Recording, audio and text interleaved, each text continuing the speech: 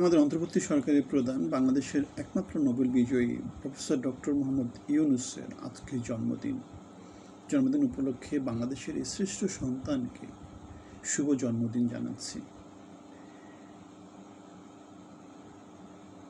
তার একটা কনসেপ্ট আছে, যে কনসেপ্টটাকে বলা হয় 3-0 কনসেপ্ট। যে কনসেপ্ট অনুসারে পৃথিবীতে আনএমপ্লয়মেন্ট কমে যাবে, পৃথিবীতে দূষণ কমে যাবে, পৃথিবীতে কার্বন নিঃসরণ কমে যাবে, এরকম কিছু তিনি বলেছেন আর কি। সামাজিক ব্যবসার কথা তিনি প্রচলন করার চেষ্টা করেন, কিন্তু আমরা দেখেছি তার জীবদ্দশায় সামাজিক ব্যবসা তেমন করে জনপ্রিয় হয়েছে সেটা বলা যাবে না। কেন জনপ্রিয় হয়নি? কারণ হচ্ছে এটা অর্থনীতির মূল থিওরির সাথে যায় না। অর্থনীতিতে যেটা বলে সেটা হচ্ছে লাভ থাকতে হবে, প্রফিট থাকতে হবে। যদি প্রফিট না থাকে, কেন সেভাবেই চলে আসছে বিশ্ব অর্থনীতি। তিনি যে জিনিসটা নিয়ে আসছেন সেটা হচ্ছে সামাজিকভাবে যদি লোকজনদেরকে এগিয়ে নিয়ে হয়, সামষ্টিকগতভাবে সবাই এগিয়ে যাবে, কিছু একটা বুঝন ভাজন দিয়ে কিছু একটা বলা। সেই থিওরি দিয়ে তিনি নোবেল পুরস্কার হয়তো পাওয়ার চেষ্টা করেছেন, এখন নতুন করে ইনফ্লুয়েন্স তৈরি করার চেষ্টা করেছেন সমাজে নানাভাবে, বৈশ্বিকভাবে তিনি সমাদৃত হয়েছেন। কিন্তু এগুলা যে এস্টাবলিশ যে ধারণা সেগুলোর সাথে যায় না।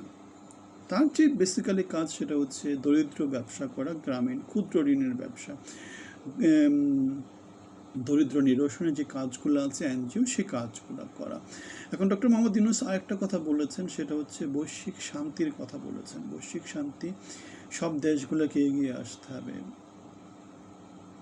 সত্য কথা, নিজ নিজ এলাকায় যদি মানুষ শান্তি প্রতিষ্ঠা করতে পারে, তাহলে বৈশ্বিক পরিমণ্ডলেও কেউ শান্তি প্রতিষ্ঠিত হয়। শুধুমাত্র আমরা দেখতে পাই সম্ভবত আমেরিকার ক্ষেত্রে, আমেরিকার নিজেদের মধ্যে শান্তি আছে, সেখানে কেউ কখনো যুদ্ধ করতে পারেনি। যুদ্ধ আমেরিকার মাটিতে কখনো হয়নি, বহিঃশত্রু কখনো আমেরিকার মাটিতে তেমন করে যুদ্ধ করতে পারেনি। তাহলে আমেরিকা সারা পৃথিবীতে যুদ্ধ করে যাচ্ছে, সেই জিনিসটা বৈশ্বিক শান্তির জন্য খারাপ নাকি ভালো সে আলোচনাটা এই মুহূর্তে না করি। তবে যেটা করি সেটা হচ্ছে আমেরিকা তার মতো করে বৈশ্বিক শান্তি প্রতিষ্ঠা করার চেষ্টা করছে এবং বৈশ্বিক নানা জায়গাতে অনেকের উপর দমন পীড়ন চালাচ্ছে। এখন প্রফেসর ডক্টর মোহাম্মদ ইউনূসের এই যে আহ্বান, তার যে বাংলাদেশের সমাজে নতুন করে রাষ্ট্র প্রধান হিসেবে আবির্ভূত হওয়া, তিনি বাংলাদেশে গত 11 মাস ধরে কি করেছেন? আমরা দেখেছি মব সৃষ্টি হয়েছে, আমরা দেখেছি বৈশ্বিক শান্তি সূচকে বাংলাদেশ 33 পয়েন্ট পিছিয়ে গিয়েছে। বাংলাদেশে মবতান্ত্রিক যে সমাজ গত 11 মাসে আইনশৃঙ্খলাহীন যে সমাজ প্রতিষ্ঠা হয়েছে, সেই সমাজ বাংলাদেশের জন্য বড় একটা রেড সিগন্যাল হিসেবে দেখা দিয়েছে। এখন আপনারা হয়তো বলতে পারেন যে এখানে প্রফেসর ডক্টর মোহাম্মদ ইউনূসের ভূমিকা কি? প্রফেসর ডক্টর মোহাম্মদ ইউনূসের ভূমিকাটা অনেক অনেক বেশি। কারণ হচ্ছে তিনি রাষ্ট্রপ্রধান। তিনি যারা আমরা জানি যে কোনো কিছু নিয়ন্ত্রণ করতে হলে যেটা করতে হবে, নেতৃত্বগুলোকে জবাবদিহিতার আওতায় নিয়ে আসতে হবে। এখন যারা মব তৈরি করছে, তিনি আমরা দেখিনি গত 11 মাসে কাউকে গ্রেপ্তার করা হয়েছে, কাউকে আইনের আওতায় আনা হয়েছে। আমরা দেখেছি আয় আয় আয় রাজুতে আয়, একটা সংস্কৃতি চালু হতে, যেটা দিয়ে মবকে উস্কে দেওয়ার মতো কাজ করতে। আমরা দেখেছি বাংলাদেশের পাড়ায় মহল্লায় নানা জায়গাতে বাড়িতে আগুন দিয়ে দিতে, লুটপাট হতে। আমরা দেখেছি মানুষ হত্যা করতে, নানা রকমের যে কাজগুলো, সে কাজগুলো বাংলাদেশে হতে। এ অবস্থায় প্রফেসর ডক্টর মোহাম্মদ ইউনূসের অন্তর্বর্তী সরকার শান্তির কাকা, শান্তিদূত, তিনি কি করেছেন? তিনি গ্রামীণ কেন্দ্রিক শাসন ব্যবস্থা তৈরি করেছেন, ট্যাক্স মওকুফ করে নিয়েছেন, ব্যাট মওকুফ করে নিয়েছেন, চিটাগাং কেন্দ্রিক শাসন ব্যবস্থা তৈরি করেছেন। তিনি নিজেদের জন্য